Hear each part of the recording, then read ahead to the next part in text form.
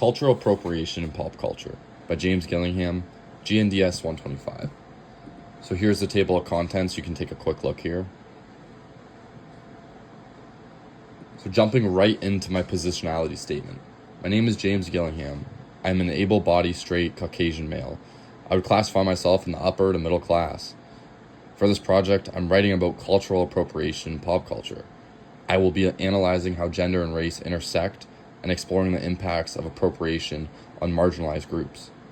Given my background and position in society, I recognize that my perspective on cultural appropriation and gender is shaped by my privileges and experiences. I acknowledge that my experiences differ significantly from the groups of people that I'm analyzing this project, specifically women of color and people who identify as LGBTQ+. I acknowledge that I cannot fully understand the lives and experiences of people who face systematic oppression, and that my analysis of these issues is influenced by my background.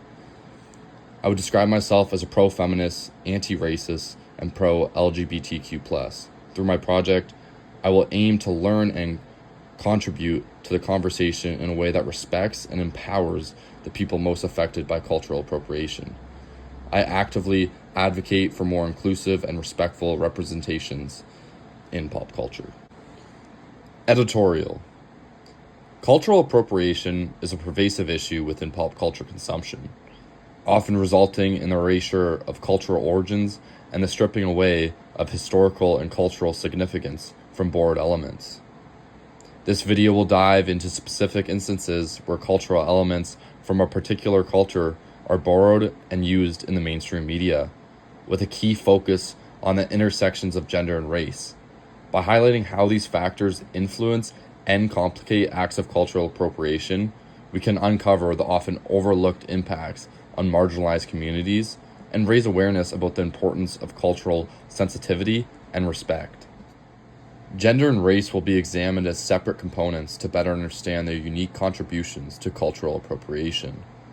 Researching the cultural origins and details of each appropriated element will allow for a critical analysis of how cultural narratives are constructed and manipulated within popular culture. This approach will foster a deeper understanding of the social and ethical implications of media consumption. Creative component. In pop culture, gender and race are frequently appropriated, often leading to the trivialization of these cultural elements and the perpetuation of racial and ethnic hierarchies. The appropriation of black hairstyles, indigenous symbols, or Asian traditions by predominantly white figures in the media can reinforce white privileges and marginalize those whose cultures are being appropriated. Levana's observation that queer characters are usually the subject of jokes and stereotypes underscores the power dynamic, illustrating how marginalized identities are often portrayed in ways that reinforce dominant cultural narratives and contribute to their dehumanization. Here are some examples. So in this picture, you can see Katy Perry wore a kimono-inspired outfit at the 2013 American Music Awards. This led to accusations of cultural appropriation. The kimono is a deeply significant garment in Japan, and wearing it as a fashion statement without actually knowing the traditional and ceremonial context perpetuates the erasure of culture from which it comes from. Another example is in this picture right here.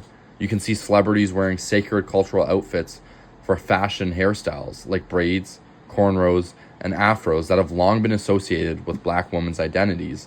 But when these styles are worn by non-black women, particularly white women, they are often viewed as trendy without any recognition of their cultural, historical, or political significance. In many cases, black women have been marginalized, penalized, and ridiculed for wearing these hairstyles in professional settings. But when white celebrities like Kylie Jenner, Kim Kardashian, Gwen Stefano wear braids, they are praised as a fashion forward. For the LGBTQ+ characters in many mainstream films and television shows, LGBTQ+ characters, particularly gay men, are often reduced to the role of the gay best friend who exists solely to serve the narrative of the straight protagonist. This representation trivializes the complexity of the LGBTQ+ lives and identities, casting them as more sidekicks rather than a fully realized character. The gay best friend is often depicted as flamboyant, overly theatrical, and concerned only with fashion, reinforcing gender norms. Another example is the bisexual villain, which is on the far right from Buffy the Vampire Slayer. Bisexual characters are often depicted as promiscuous, unstable, or morally ambiguous in mainstream media, such as in the case of bisexual characters like Faith in Buffy the Vampire Slayer or Clark in The 100, whose bisexuality is often linked to confusion or lack of commitment.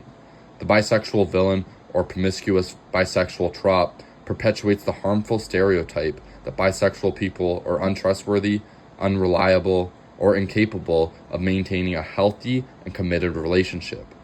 This reinforces the erasure of bisexual identities and the idea that bisexuality is merely a phase of confusion rather than a legitimate sexual orientation. The portrayal of these characters often emphasizes superficial or exotic elements rather than genuine, multifaceted depictions, reinforcing existing power dynamics and maintaining the dominant culture's authority over the appropriate one.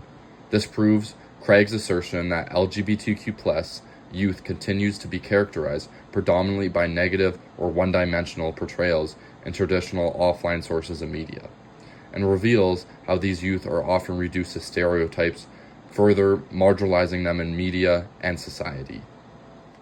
Here's my reference page, as you can see here. And then, I hope you guys enjoyed. I hope you guys learned something. I've worked really hard on this project. And I have also learned a lot too. So to wrap it up, I really just hope you guys enjoyed.